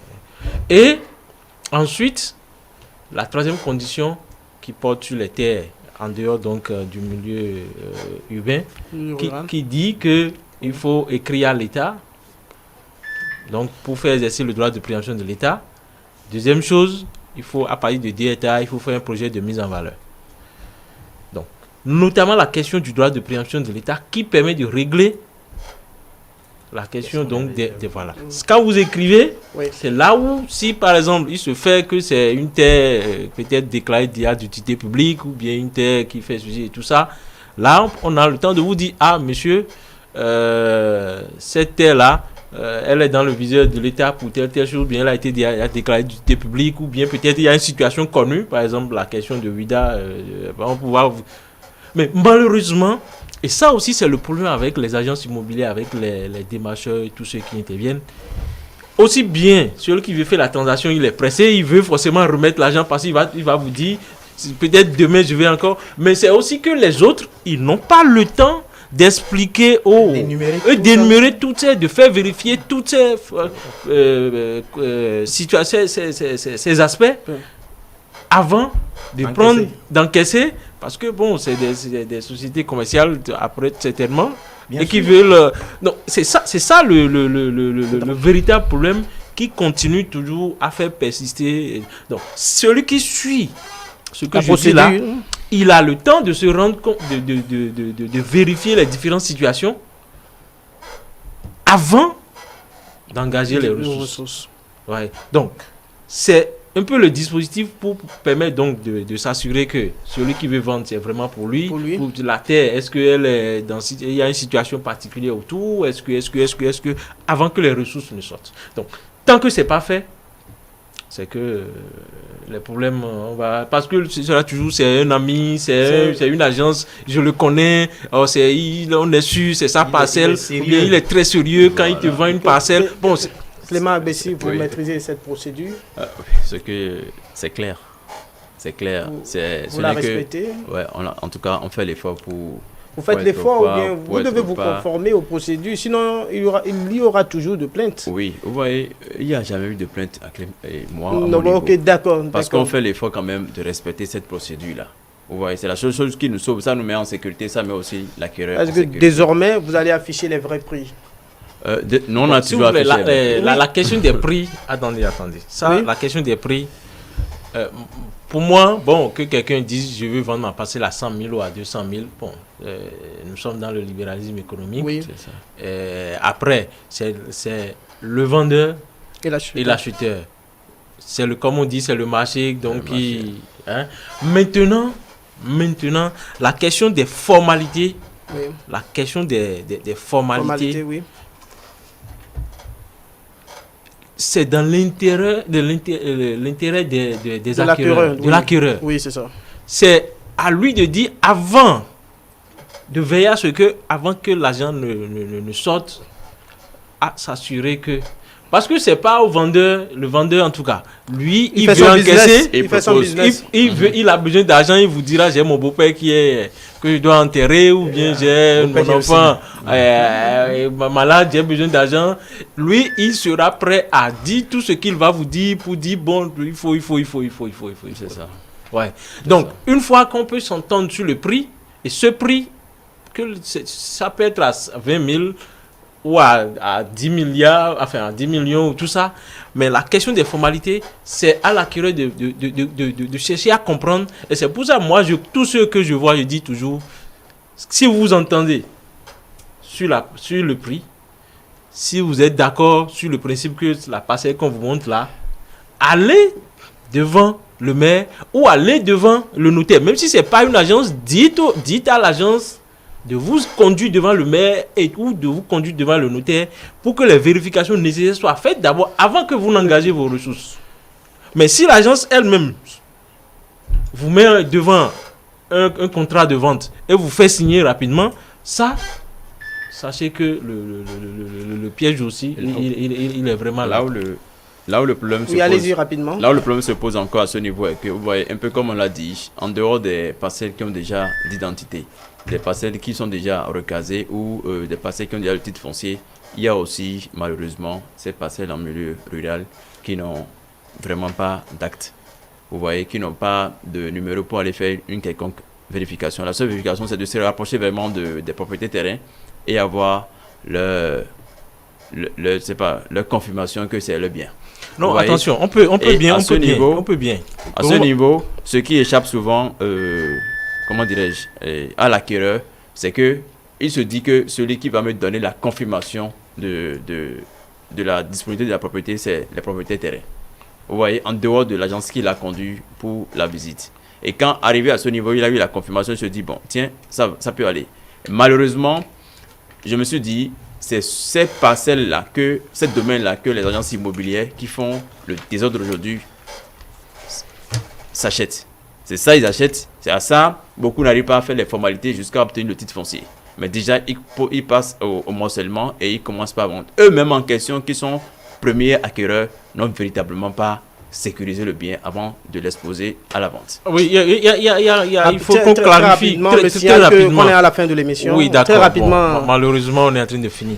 Non, même une parcelle en milieu rural ou n'importe où, j'ai dit tout à l'heure, il n'y a pas de papier où on ne peut pas vérifier. Non, celui qui veut vendre, il doit se faire établir. Oui, les papiers. L'acte. Oui. En ce cas, il faut qu'il aille se faire établir l'attestation de détention coutumière, parce que c'est ça qui prouve que c'est pour lui. C'est pas le témoignage, c'est pas ce que les propriétaires terriens dans la zone, c'est pas ce que le délégué du quartier va dire. Ça ne vaut pas grande chose. Voilà pourquoi se fier à ça, oui. Ça vous remet encore, ça nous ramène, vous ramènera encore à ce que vous êtes. Donc, on lui dit, si je veux vous acheter votre véhicule, je prends la carte grise pour m'assurer que votre nom est vraiment là-dessus, n'est-ce pas? C'est exactement la même chose. Il faut la carte grise de la parcelle d'abord. Bon. Oui, allez-y, terminez rapidement. La carte grise de la parcelle, oui, allez-y. Exactement. Et ne pas seulement se fier aux témoignages par rapport à ça. Et maintenant, rapidement. Bon, je voudrais dire à tous les acquéreurs de se méfier, de faire très attention par rapport aux structures immobilières. Il faut vraiment faire attention. Et lorsqu'on vous dit, on va vous faire tous les papiers là aussi, c'est un piège. Il faut vérifier les choses. Faites le déplacement avec eux-mêmes parce que je dis, il y a plein de domaines sous décision de justice. Il y a des litiges domaniaux, DPF remplis, mais on ne le voit pas et on tombe dedans. On va y revenir. Merci beaucoup, Eman Metton. Je rappelle que vous êtes président et également association des consommateurs. Xavier Zola, expert foncier agréé. Clément Agbessi, responsable d'une agence immobilière. Merci d'avoir répondu présent à notre appel. Merci à vous également, chers téléspectateurs, d'avoir suivi cette émission.